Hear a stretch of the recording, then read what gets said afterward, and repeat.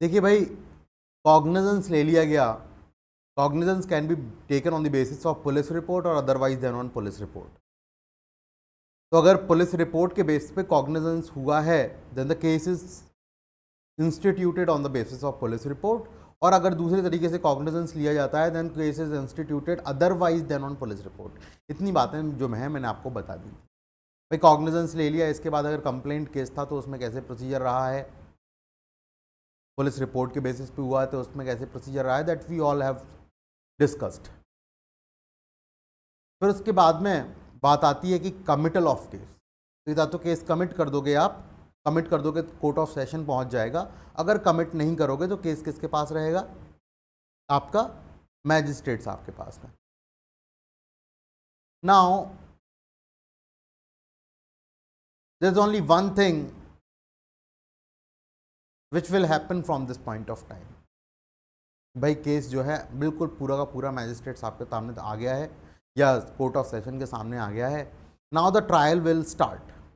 और ट्रायल में हम जब देखेंगे तो सबसे पहली जो चीज़ देखेंगे, हालांकि ट्रायल यहाँ से कमेंस नहीं होता है, ट्रायल का एक्चुअल कमेंसमेंट जो होता है वो एविडेंस के लेने से ही स्टार्ट होता है। When the evidence is taken, from that point of time जो ट्रायल है वो चालू होता है। लेकिन उससे पहले एक बहुत ही महत्वपूर्ण स्टेज होती है, that is charge framing, framing of charge. क्या है इसमें? क्या किया जाता है, अक्यूज्ड को इन्फॉर्म करने के लिए उसके ऊपर कुछ आरोप लगाए जाते हैं। Formally there is a format of it कि आपको इसी तरीके से चार्जेस अक्यूज्ड के ऊपर लगाने हैं कि भाई देखिए आपने इस पर्टिकुलर डेट को, पर्टिकुलर टाइम को ये ऑफेंस किया है, इसके अगेंस्ट किया है। It is being done for the purpose कि एक्यूज्ड को नॉलेज हो, नोटिस हो कि आखिर वो स्पेसिफिकली किन ऑफेंसेस के लिए कोर्ट के सामने लाया गया है। भाई उसको पता होगा, then he will be in a position to reply to those charges. तो वो रिप्लाई करेगा, उसके प्ली को रिकॉर्ड किया जाएगा, चार्जेस को एक्सप्लेन किया जाएगा, ऑब्वियस सी बात है, रेड ओवर किया जाएगा, एक्सप्लेन किया जाएगा। Then the accused will reply to it and his plea will be recorded. अब this reply can be in two ways, either he can affirm the charge और कैन डिनाई द चार्जेस। वो बोल सकता है जी साहब मैंने ये अपराध किया है। तो उसके बाद क्या प्रोसीजर होगा, that we will discuss. And there will be situation where he might say that I have not committed this crime, I am being falsely implicated, मैंने कोई अपराध नहीं किया है, मुझे झूठा फंसाया जा रहा है, and I claim to be tried, मैं ट्रायल क्लेम करता हूँ। फिर ट्रायल जो है स्टार्ट होगा। फिर उसके लिए डिफरेंट प्रोसीजर है, सेशन कोर्ट का अलग ट्रायल का प्रोसीजर है, मैजिस्ट्रेट के पास होगा तो वारंट केस होगा, समन्स केस होगा या समरी ट्रायल होगा। किस तरीके का ट्रायल होगा, that has to be looked into. अब ये चार्ज फ्रेमिंग जो है ये कोर्ट ऑफ सेशन में बड़ी ज़रूरी है, वारंट केसेस में बड़ी ज़रूरी है, होना ही होना है। लेकिन समन्स केस और समरी केस में there is no necessity of framing of charges. जरूरी नहीं है कि चार्जेस फ्रेम किए जाएं। अच्छा, नोटिस ऑफ एक्यूजेशन दिया जाता है, बताया जाता है कि आपने ये अपराध किया है, लेकिन फॉर्मली चार्जेस को फ्रेम करना जरूरी नहीं है। ठीक है। The first question that comes to our mind is that what is charge. तो भाई जो भी शब्दावली नहीं आती है उसको हम जानने के लिए हमारे डेफिनेशन क्लॉज की तरफ मूव करते हैं। So we are moving towards section 2 subsection 1 clause F, 21F पर चलते हैं।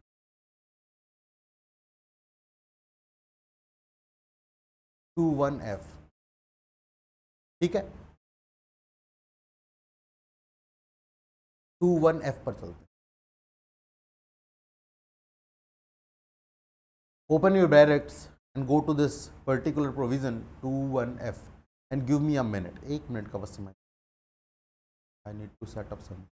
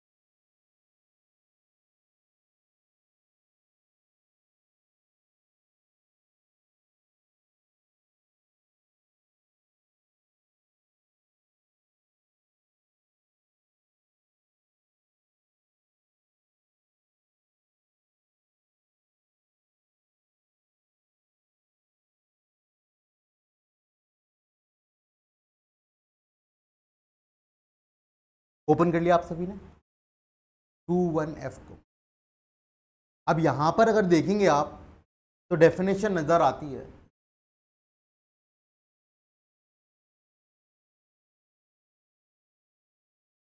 जो डेफिनेशन नजर आती है, charges include any head of charges when charge contains more heads than one.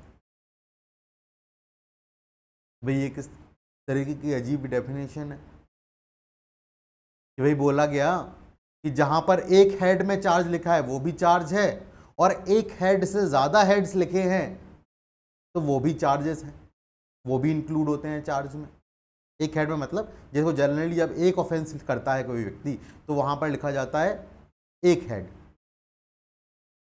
भाई केवल आपको चोरी का चार्ज लगाना है, आपने एक हेड लिख दिया. चोरी, मर्डर, इंजरी, 3 चार्जेस लगाने हैं, आपने तीन हेड बनाएंगे. एक का चार्ज अलग बनेगा, दूसरे का चार्ज, लेकिन बनेंगे एक चार्ज फॉर्मेट के अंदर ही. आ रही है बात समझ? ये 3 हेड्स बन गए तो ये भी चार्ज है. ये डेफिनेशन बोलती है. दिस डेफिनेशन डज नॉट से a lot about what charge is. लेकिन मैंने आपको शुरुआती लेक्चर्स में जब मैं आपको डेफिनेशन क्लॉज बता रहा था तो मैंने आपको एक बढ़िया सी डेफिनेशन बताई थी कि charge is a precise formulation of specific accusation. Precisely हम फॉर्मुलेट करते हैं एक्यूजेशन को, आरोप को हम प्रिसाइजली फॉर्मुलेट करते हैं. स्पेसिफिकली वे निर्दिष्ट तौर पर जो हम अपराध आरोपित कर रहे हैं उसको प्रिसाइजली फॉर्मुलेट करते हैं जिससे अक्यूज्ड को नोटिस मिले कि भाई उसके खिलाफ क्या आरोप लगे हैं और इससे वो अपना डिफेंस जो है वो तैयार कर पाए. This is the definition which I think describes a lot about what charge is. ठीक है, तो आप पहले इस बात को लिख लीजिए कि है क्या चार्ज. ठीक है, लिख लीजिएगा. चार्ज इज, हालांकि वहां भी लिखा हुआ था but you right it again here. Charge is precise formulation of specific accusation. Precise formulation of specific accusation.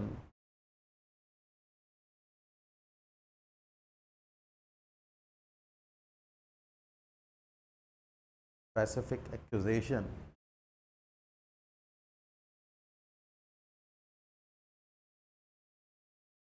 Accusation made against a person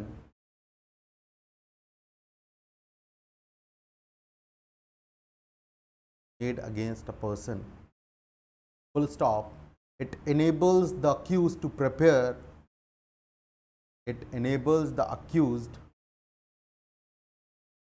to prepare his defense.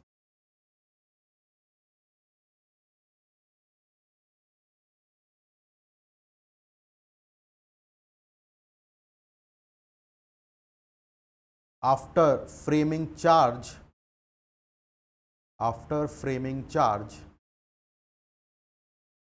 It is read over, it is read over to accused, read over and explained, ऐसा लिख लेना, read over and explained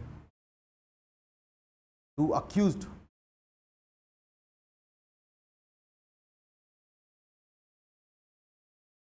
over to accused, and his plea is recorded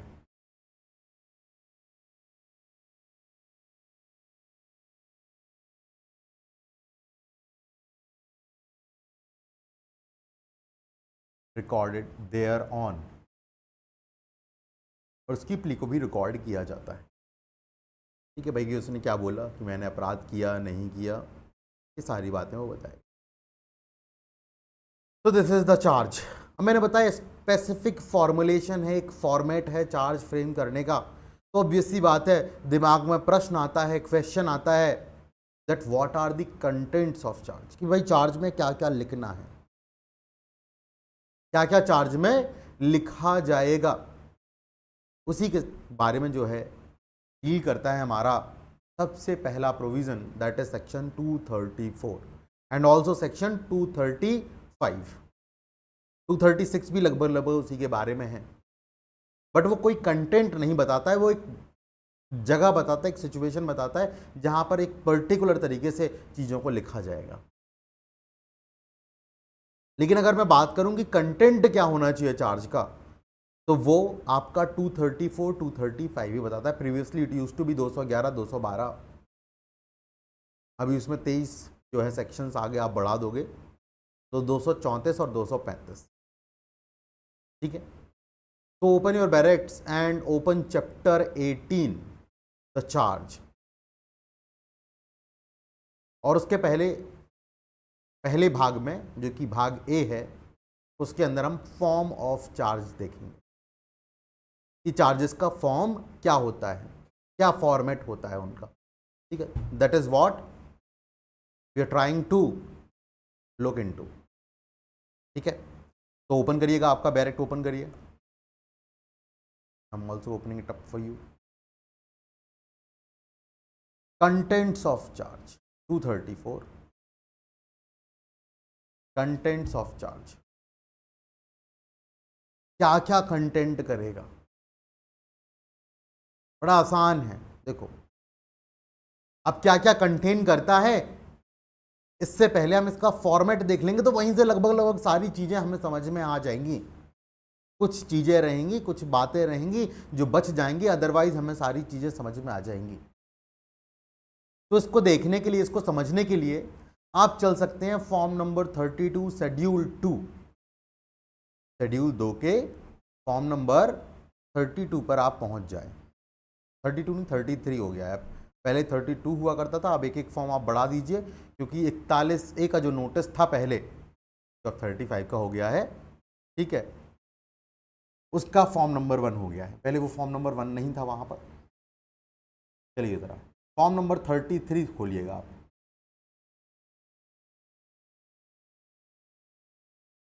form number 33 देखो जरा, देखिए क्या क्या लिखा हुआ है। I name of office of, name and office of magistrate, भाई जो मैजिस्ट्रेट साहब का नाम है वो लिखना है। अक्यूज्ड का नाम लिखना है, फिर लिखना है दैट यू ऑन और अबाउट, देखो डे लिखना है, टाइम लिखना है। ठीक है, टाइम, फिर ऑफेंस का नाम लिखा हुआ है, waged a war against the government of India and thereby committed the offence of section लिखना है, and within the cognizance of this court, इस कोर्ट के संज्ञान। फिर उसके बाद and I hereby direct that you be tried by this court on the set charges. फिर देखो जरा, सिग्नेचर और सील है मैजिस्ट्रेट का। तो इस तरीके से चार्ज को जो है फ्रेम किया जाता है, यही फॉर्मेट है और कुछ नहीं। देखो जरा और भी लिखे हुए हैं, बहुत सारे एग्जाम्पल्स लिखे हुए हैं। अब बात आ रही थी ना चार्जेस विथ 2 और मोर हेड्स, भाई 2(1)(f) को आपने पढ़ा तो वहां पर लिखा हुआ था कि एक से ज्यादा हेड हो तो वो भी चार्ज में शामिल है। तो देखो जरा, आप एक ऑफेंस से ज्यादा की बात करते हो। देखो फर्स्टली आप चार्ज कर रहे हो किसके साथ, 179 के लिए। knowing a coin to be counterfeit, delivered the same to another person by name A and B as genuine and thereby committed an offense punishable under section 179. Secondly देखो जरा, सेकेंडली एक हेड से ज्यादा हो गए। देखो जरा 179 यहां पर फिर लगा दिया। यहां पर था आपका knowing to be counter and delivered the same, और यहां पर लिखा हुआ है knowing a coin to be counterfeit attempted to induce an another person. तो this is another offence. Same goes here. देखो जरा, यहां पर 103 का चार्ज लगा है, फिर 105 का चार्ज लगा है। तो एक से ज्यादा ऑफेंसेस आ रहे हैं तो चार्जेस का नंबर जो है बढ़ जाएगा। लेकिन वहां पर भी लास्ट में आप क्या करोगे, वही seal and signature of magistrate. देखो कोई अलग चीज नहीं करनी है। वहां पर भी सील सिग्नेचर मैजिस्ट्रेट का था, यहां पर भी देखो जरा signature and seal of magistrate, last में वही होना है। मेरी बात आप समझ पा रहे हैं? तो इस तरीके का चार्ज का फॉर्मेट होता है। अब हम आते हैं वापस, तो क्या क्या होना चाहिए चार्ज के अंदर। हम एक बार देख करके आ गए हैं कि चार्ज के अंदर क्या क्या होना चाहिए।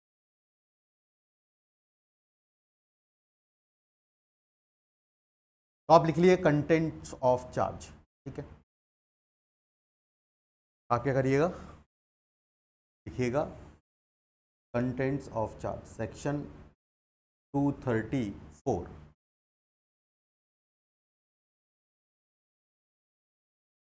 Contents of charge.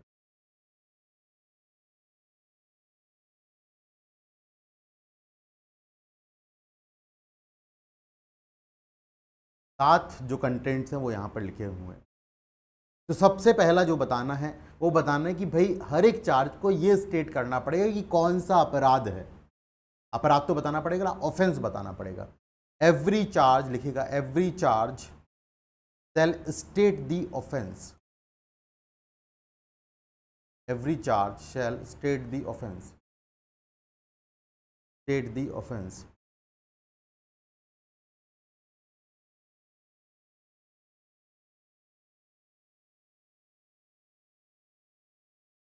कि भाई ऑफेंस कौन सा है वो बताना।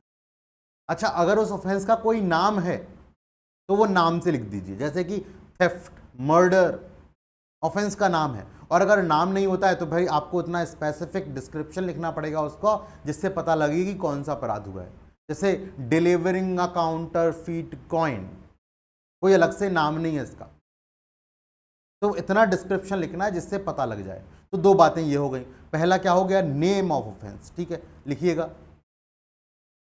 If it has specific name, ऐसा लिखिएगा, if it has specific name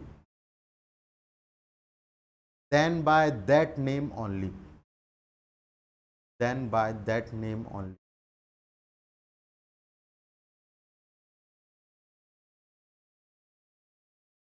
then by that name only. Third लिखिएगा, if it does not have a specific name, does not have a specific name, then so much of the definition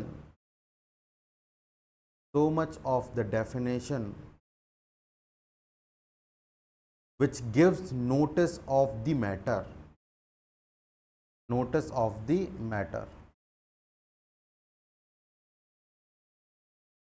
which gives notice of the matter। तो वही offence लिखना है। कैसे लिखोगे, या तो उसका नाम लिखोगे, उसका कोई स्पेसिफिक नाम है, नाम नहीं है तो इतना डेफिनेशन का पार्ट लिखोगे जिससे नोटिस मिले कि मैटर आखिर क्या है, ठीक है। ये बातें होंगी, ये तो अभी देखो ऑफेंस से रिलेटेड ही बातें चल रही हैं। फोर्थ, कौन सा लॉ है, कौन सा सेक्शन है, देखा ना अभी, कौन सा लॉ है, कौन सा सेक्शन है। Law and section, law and section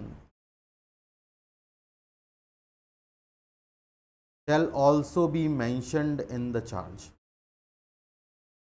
mentioned in the charge।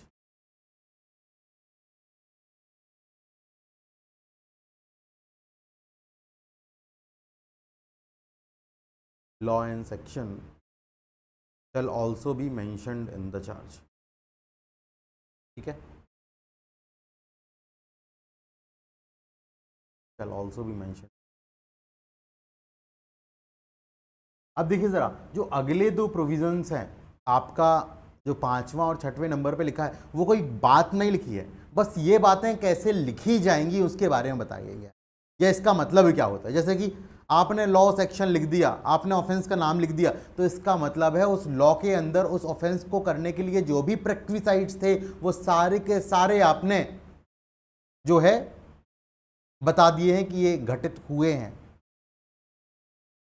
जैसे कि आपने लिख दिया कमिटेड थेफ्ट, आपने लिख दिया कमिटेड थेफ्ट, तो उसका मतलब है he has moved the movable property out of the possession of any person without his consent, and he has done it dishonest intention, he has done it with the dishonest intention of taking it.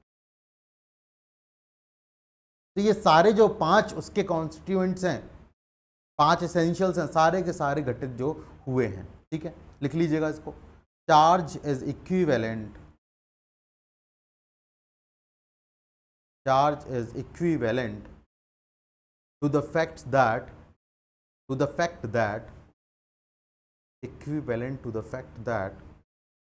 every legal condition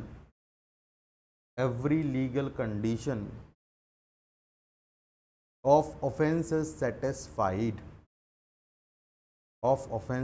satisfied,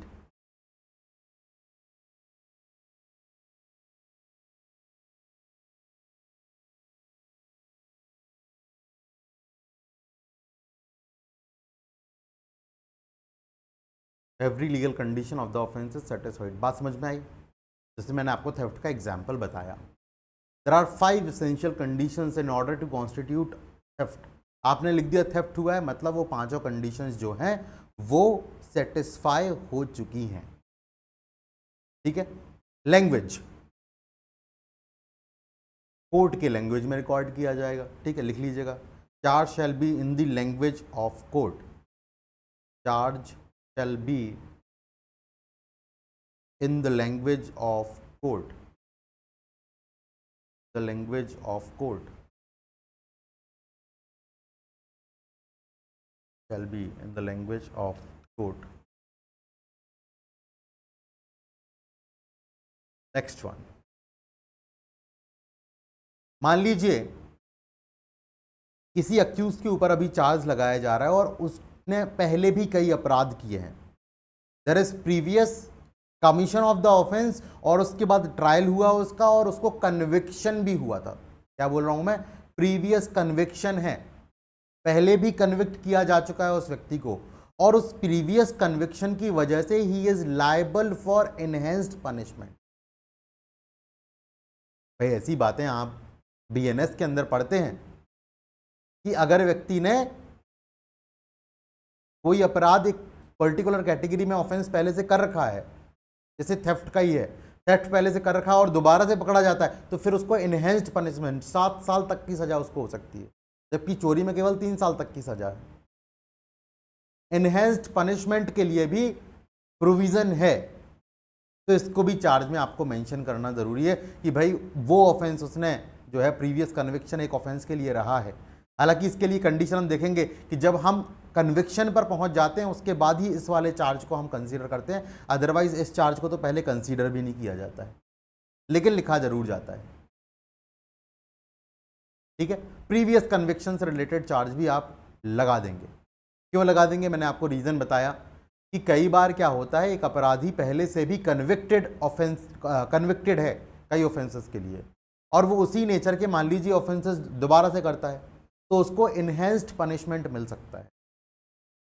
भाई generally एक particular offence के लिए सजा है 3 साल, लेकिन क्योंकि आप पहले भी वैसे अपराध के लिए कन्विक्ट हो चुके हो और दोबारा से कन्विक्शन है, तो आपको ज़्यादा पनिशमेंट होगा। अब ज़्यादा पनिशमेंट होगा तो बताना तो पड़ेगा ना, देखो कि पहले आपने अपराध किया था, इस वजह से अब आपको ज़्यादा सजा हो रही है, तो इसका नोटिस भी उसको मिलना चाहिए। जैसे कि अपराध का नोटिस मिल रहा है कि आपने ये ऑफेंस किया है या नहीं किया, उसका नोटिस देने के लिए हम चार्ज फ्रेम कर रहे हैं, तो प्रीवियस कन्विक्शन के रिगार्डिंग भी जो है चार्ज में लिखा जाता है। ठीक है, लिख लीजिएगा इसको। The fact of previous conviction, the fact of previous conviction,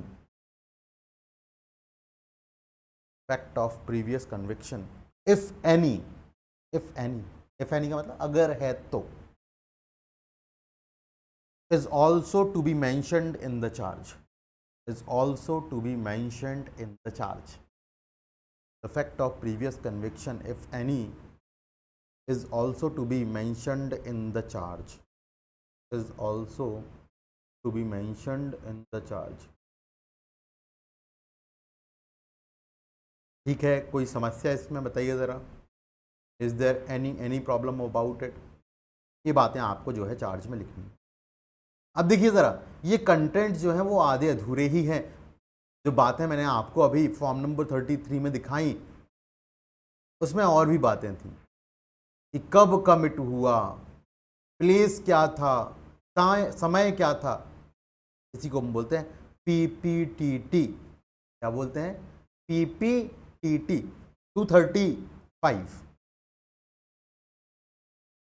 235 देखिए ज़रा,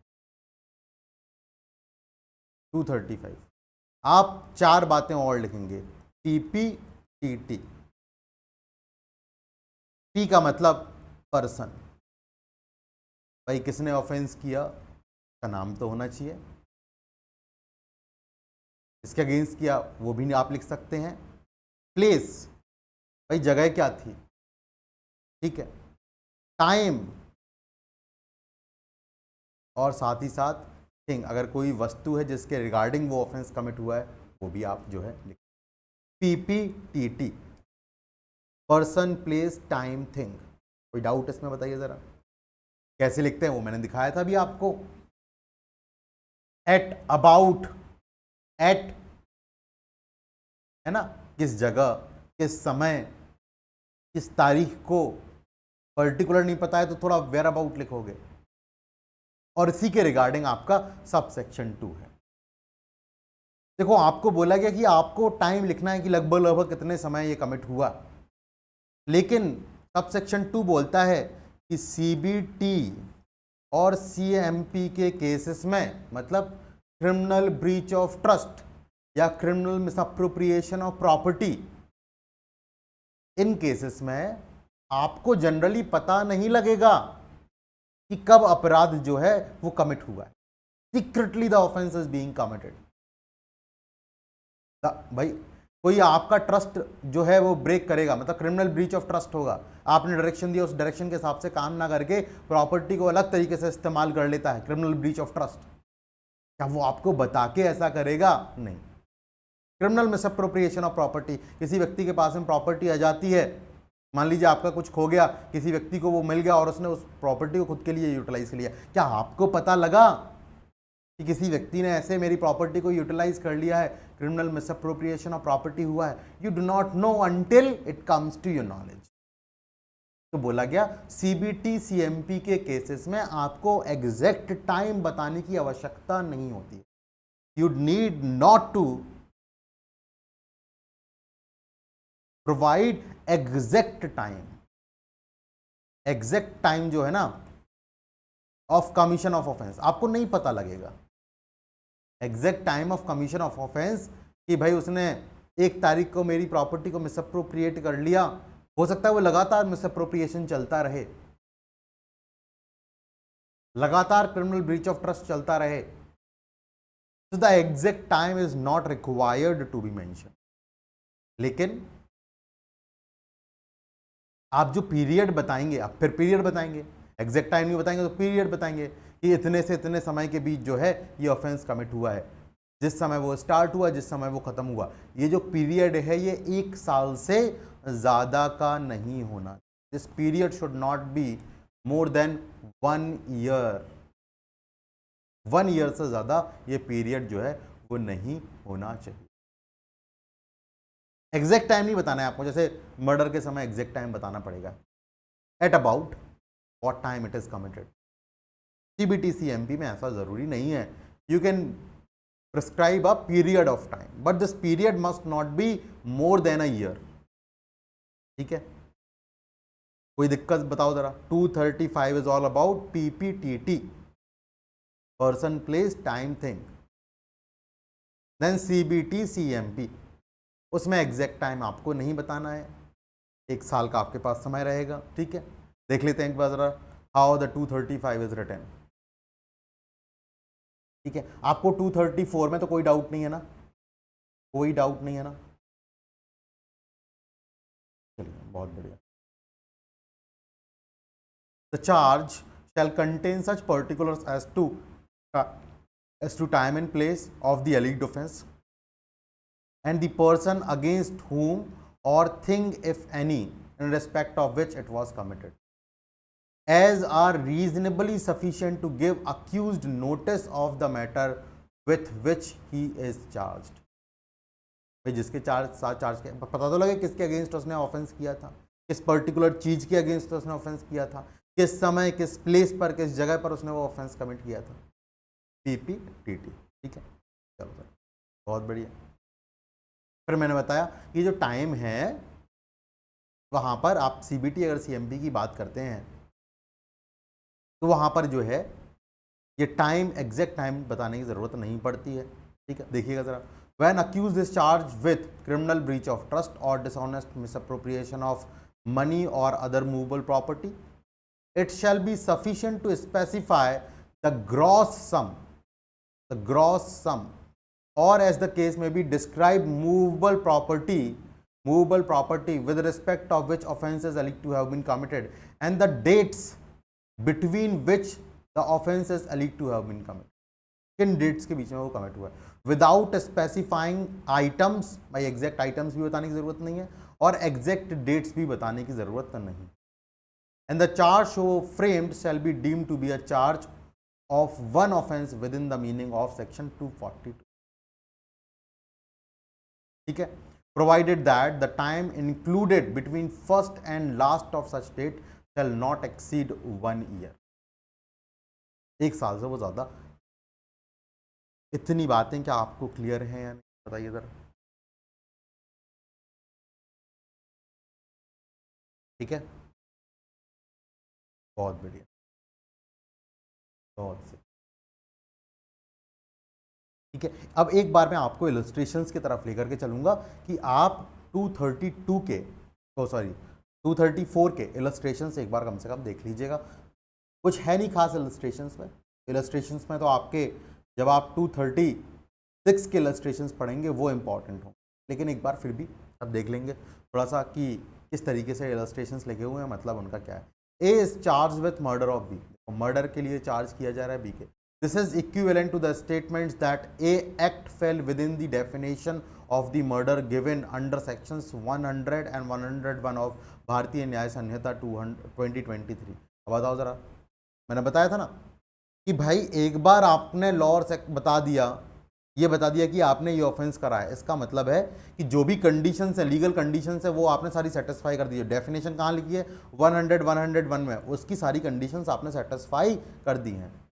That it did not fall within the any general exceptions of the said Sanhita and it did not fall within the any of the 5 exceptions of 101 thereof, or that it did not fall within the exception 1 or other the 3 proviso of that exceptions applied to it। किसी भी exception में fall नहीं करता। ये सारी बातें जो है आप मान करके ही चलेंगे। सेकंड देखिएगा जरा, A is charge under subsection 2 of 118 causing grievous hurt with the voluntarily causing grievous hurt to be by means of instrument of for shooting. This is equivalent to the statement that the case was not provided by subsection 2 of 122 of the said Sanhita and the general exception did not apply। ना ही ये grave and sudden provocation वाली चीज है और ना ही इस पर कोई exceptions apply होते हैं। अरे ये बात समझिए, सब किसके रेफरेंस में दिए जा रहे हैं? ये सब आपके सबसेक्शन 5 के रेफरेंस में दिए जा रहे हैं। सबसेक्शन 5 के रेफरेंस में जो है ये दिए जा रहे हैं। इज दिस क्लियर और नॉट, बताओ जरा। ठीक है, ये बात आपके समझ में आई या नहीं? अब भाई आपने 234, 235 के हिसाब से सारी बातें जो वहां पर लिखी हुई थी वो सारी की सारी बातें आपने लिख दी। इतनी बातें लिखने के बाद भी अगर मान लीजिए सफिशिएंट नोटिस नहीं मिलता है अक्यूज्ड को, they not sufficient to give, चाहे आप 234 की सारी बातें लिख जाएं, 235 की भी सारी बातें आपने लिख दी हैं, you have complied with the sections 234 and 235, but it does not give sufficient notice of the accusation to the accused person, उसको sufficient notice नहीं मिलता। तो ऐसी कंडीशन में आपको मैनर ऑफ कमिटिंग ऑफेंस भी बताना पड़ेगा कि किस मैनर में ऑफेंस कमिट हुआ।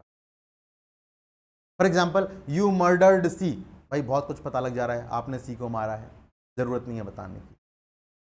लेकिन अगर ये एक प्रश्न है कि आपने बी, जो कि एक पब्लिक ऑफिसर है, पब्लिक सर्वेंट है, उसकी अथॉरिटी को नहीं माना है, तो भाई कब नहीं माना, कैसे नहीं माना, ये सब जानकारी पता करना भी जरूरी है। Manner of committing offence is becomes important कि भाई उसने एक समन्स भेजा था आपको, आप उस समन्स के पालन में, इन obedience of that summons, you did not come before such public servant. भाई आपको उस समन्स के अनुपालन में जो है, उस नोटिस के अनुपालन में जो है, पब्लिक सर्वेंट या मैजिस्ट्रेट्स आपके सामने आना चाहिए था, you did not come intentionally. तो मैनर ऑफ कमिटिंग ऑफेंस जो है कभी कभी बताना पड़ता है। यहां पर इलस्ट्रेशंस बड़े इंपॉर्टेंट है। There are in total 6 illustrations, और 6 के 6 वो जो है एग्जाम में बहुत आते हैं। वेदर मैनर ऑफ ऑफेंस बताना है या नहीं बताना है, manner of offence has to be described और नॉट, इस पर प्रश्न बनता है। प्रीलिम्स में सीधे सीधे पूछा जाता है बताना चाहिए या नहीं बताना चाहिए। तो मैंने बताया जहां पर सफिशिएंट नोटिस नहीं मिलता, और आपको बड़ी आसानी से ये बातें पता लगेंगी।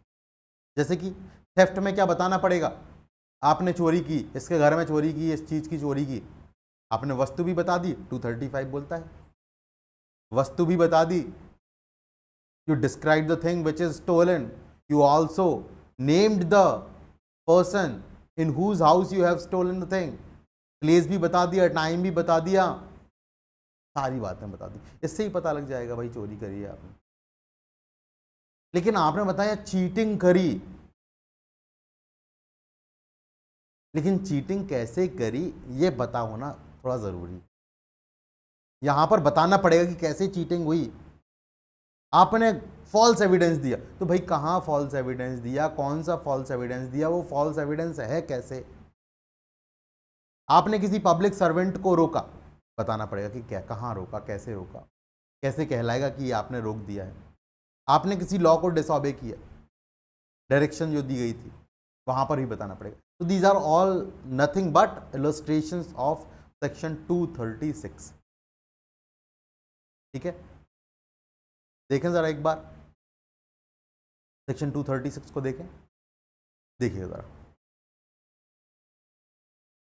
When nature of the case is such that particulars mentioned in 234, 235 do not give accused sufficient notice of the matter with which he is charged, the charge shall also contain such particulars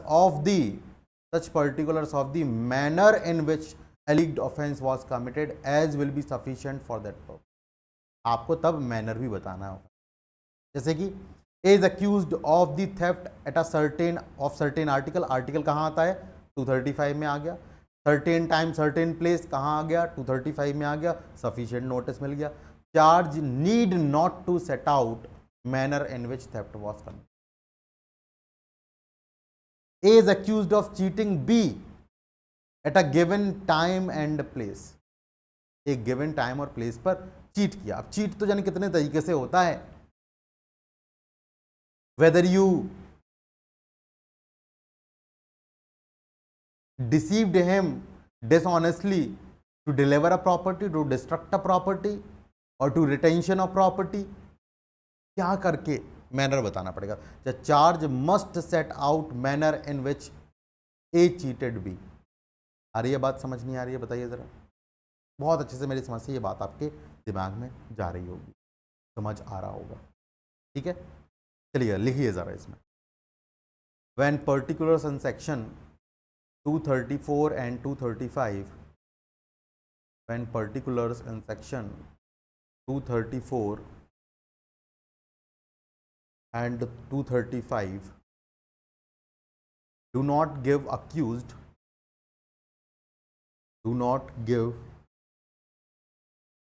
accused sufficient notice of the matter,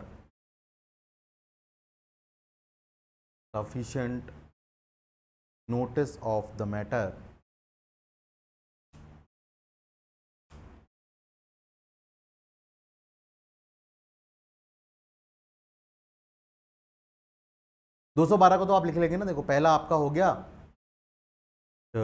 पीपीटीटी, दूसरा हो गया CBT CMP. Exact time exact things नहीं बताना है, लेकिन ये जो time period है वो 1 साल से ज़्यादा नहीं होना। बस इतनी सी बातें लिखनी थी वहाँ पर, इसलिए मैंने 212 आपको नहीं लिख पाया। सारा कुछ आपके सामने बोर्ड पर ही लिखा था। इसमें आप लिख रहे थे accused do not give accuse sufficient notice of the matter, then charge shall also contain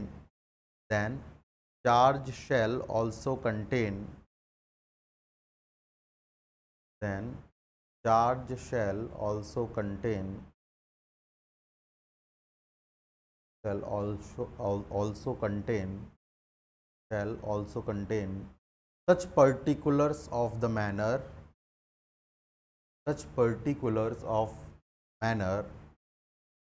in which offense was committed,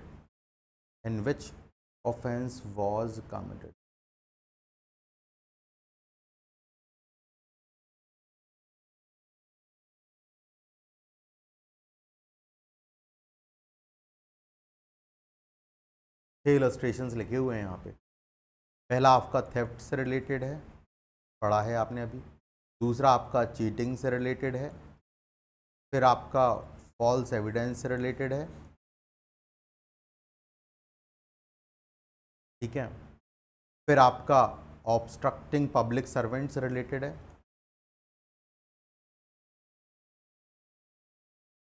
फिर आपका मर्डर से रिलेटेड है, फिफ्थ। और सिक्स्थ आपका डिसओबेइंग लॉ से, इसी लॉ को डिसओबे करा है।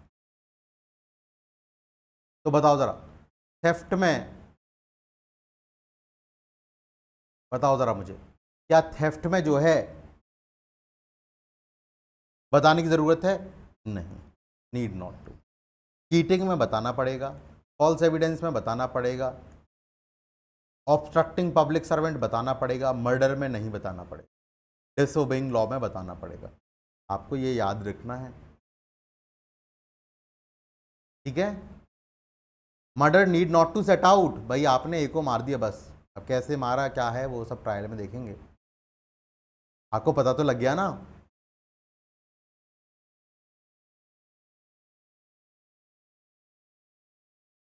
डिसओबेइंग लॉ में थोड़ा सा बताना पड़ सकता है, भाई आपने जो है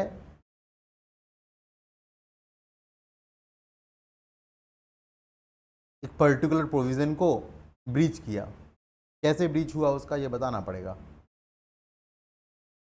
ठीक है। इज दिस क्लियर और not? Is this clear? Is there any doubt about it? बहुत बढ़िया।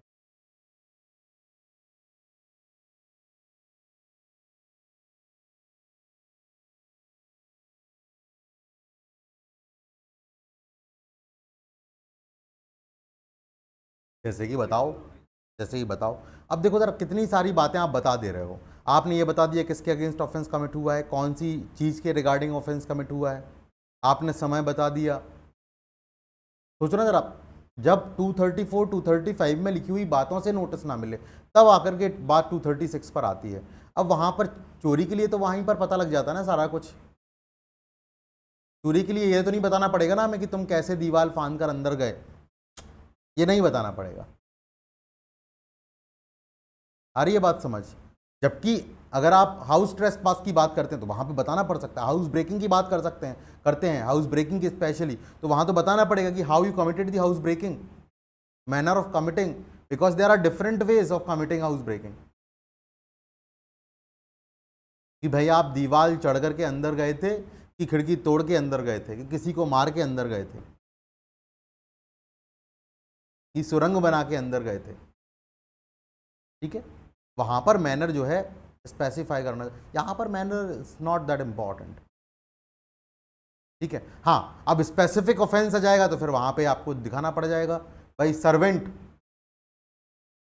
Theft is committed by servant. अब वो ज्यादा बताने की जरूरत नहीं है, ये लिख देंगे यू बीइंग द सर्वेंट, उस डेफिनेशन की सारी बातें जो है वो आ जाएंगी फिर वहां पर।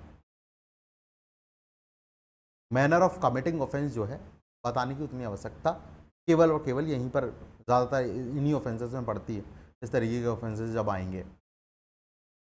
ठीक है,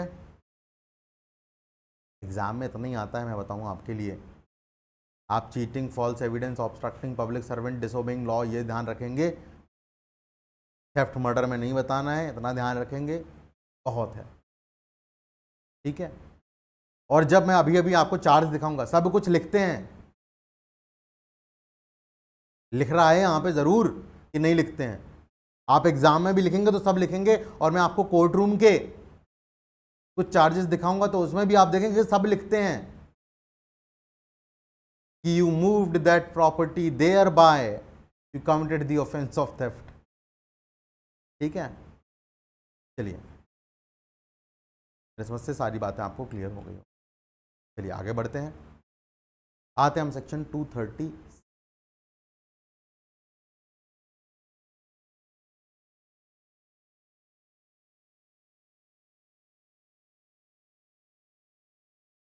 आपका बैरेक्ट ओपन कर लीजिए। Word in charge taken in the sense law under which offence is punishable. Obvious सी बात है, आपने थेफ्ट बोला तो बीएनएस में पनिशेबल, मर्डर बोला तो बीएनएस में पनिशेबल। तो जहां पर पनिशेबल किया गया है उसी के सेंस में उस शब्द को लिया जाएगा, बस ये लिखा हुआ है। In every charge word used in describing an offence shall be deemed to have been used in the sense attached to them respectively by the law under which such offence is punishable। जो भी शब्द आपने लिखा उसको describe उस तरीके से ही किया जाएगा जहां पर वो पनिशेबल है, जिस सेंस में वो पनिशेबल है उसी सेंस में उसको लिया जाएगा, कोई बड़ी बात नहीं। ठीक है, कोई दिक्कत, कोई इश्यू बताइए ज़रा, is there any issue about it?